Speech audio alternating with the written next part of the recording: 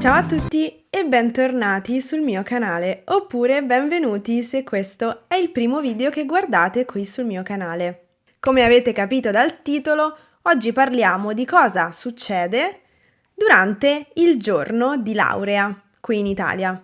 A metà gennaio mia sorella si è laureata all'Università di Roma La Sapienza e ho colto l'occasione per registrare qualche breve video da utilizzare per questo video. Quindi nel video di oggi parleremo di alcuni elementi che caratterizzano il giorno in cui ci si laurea qui in Italia. La cosa fondamentale che succede il giorno in cui ci si laurea è la discussione di laurea. Perché una volta finiti gli esami, che siano gli esami della laurea triennale oppure della laurea specialistica o magistrale, alla fine si deve scrivere un elaborato su un argomento che si sceglie insieme ad un professore o ad una professoressa che diventano rispettivamente il proprio relatore o la propria relatrice. Questo elaborato si chiama tesi di laurea. Questa tesi di laurea, il giorno della laurea, viene discussa, viene presentata. Quindi la discussione di laurea è un esame finale in cui lo studente o la studentessa, che in quel momento sono laureandi, quindi il laureando o la laureanda, il giorno della discussione, presentano il proprio elaborato, cioè spiegano che cosa hanno scritto davanti ad una commissione di professori. In questa commissione c'è il relatore o la relatrice che ha seguito il lavoro di tesi del laureando o della laureanda. Il giorno della discussione più laureandi e più laureande si laureano. C'è un programma con degli orari e ognuno viene convocato ad una determinata ora. C'è un po' da aspettare prima della propria discussione ed è un momento abbastanza teso, diciamo.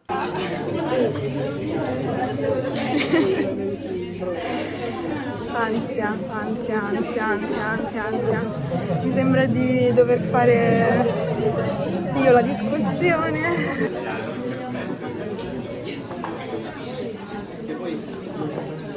Quando siamo entrati non abbiamo potuto registrare né fare foto durante la discussione, ci è stato vietato. Nella commissione c'erano 5 professori, i laureandi possono scegliere a volte, oppure a volte viene richiesto, di creare una presentazione PowerPoint in aggiunta al discorso di presentazione dell'elaborato. Alla fine della presentazione, i professori della commissione, che non si conoscono di base, quindi il laureando o la laureanda che si presenta davanti alla commissione conosce solamente il proprio relatore o la propria relatrice.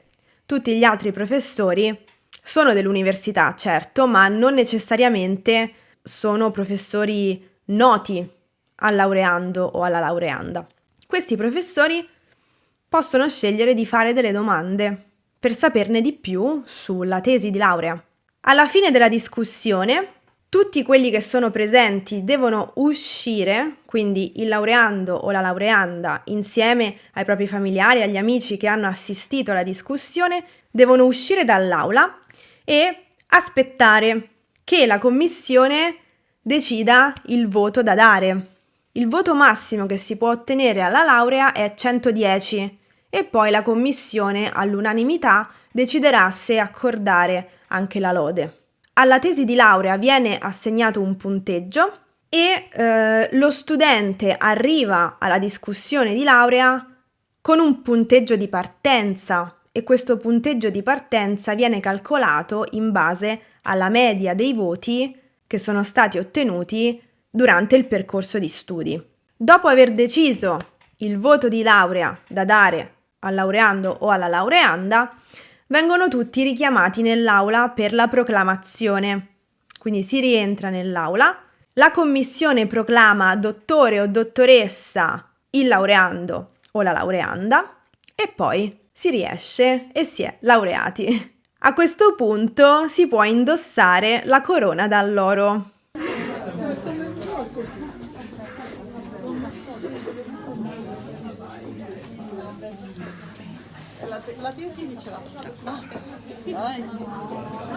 La tradizione di indossare una corona d'alloro ha origini molto antiche. Nella mitologia greco-romana, l'alloro simboleggiava la sapienza e la gloria, e corone di alloro venivano indossate dai vincitori di celebrazioni atletiche e dai poeti, i quali venivano chiamati laureati, proprio perché portavano sulla testa il lauro, la pianta considerata sacra ed associata al dio Apollo. E poi a questo punto inizia il festeggiamento, si fanno le foto di rito con tutti gli amici, i parenti, eccetera, con la corona di laurea e la tesi. Adesso abbiamo fatto, c'è stata la proclamazione, 110 lode, mia sorella è bravissima. E adesso stiamo andando sotto la statua della Minerva per fare le foto di rito, dove tutti i laureati vanno a fare le foto, i laureati della Sapienza. Allora, si vocifera che se tu guardi la Minerva negli occhi prima di laurearti, quindi mentre stai facendo gli esami, questi esami non li passerai. Ecco. Quindi quando passavo qua davanti favo sempre così. Adesso la posso guardare in fronte. Madre, Poi sei felice? molto, sono molto felice. È un bel traguardo, tu già l'hai avuti, lei si è impegnata tanto e sono veramente contenta. Adesso iniziamo un altro percorso, speriamo che vada tutto bene. Ognuno a questo punto può festeggiare come preferisce. Mia sorella ha festeggiato la sera stessa, uscendo con le sue amiche e andando a mangiare fuori e a ballare. E poi, il giorno dopo, abbiamo fatto un rinfresco a casa, invitando alcuni parenti e alcuni amici. Un'altra cosa che si fa per la laurea è offrire dei confetti rossi. I confetti sono un elemento che ricorre spesso nelle feste qui in Italia. Si offrono i confetti ai matrimoni, ai battesimi, alle cresime e in queste occasioni sono solitamente bianchi. Per quanto riguarda le lauree, i confetti sono rossi, proprio perché il rosso rappresenta un colore di buon auspicio. E poi si fanno anche delle bomboniere che si regalano a chi è venuto a festeggiare con noi la laurea.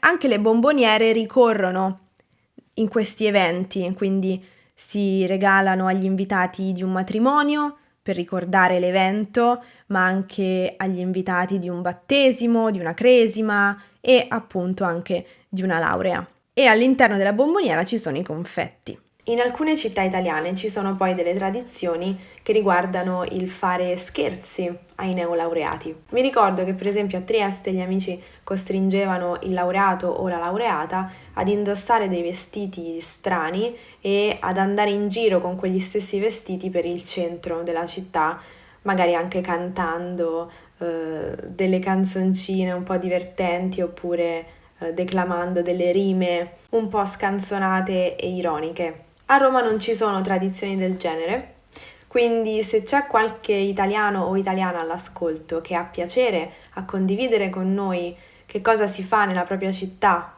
il giorno della laurea, per quanto riguarda appunto questi scherzi, la sezione dei commenti è a disposizione. Questo è tutto per il racconto di oggi. Spero che vi sia piaciuto e spero che sia stato di vostro interesse. Io vi ringrazio come sempre per aver guardato questo video e ci vediamo nel prossimo. A presto! Ciao!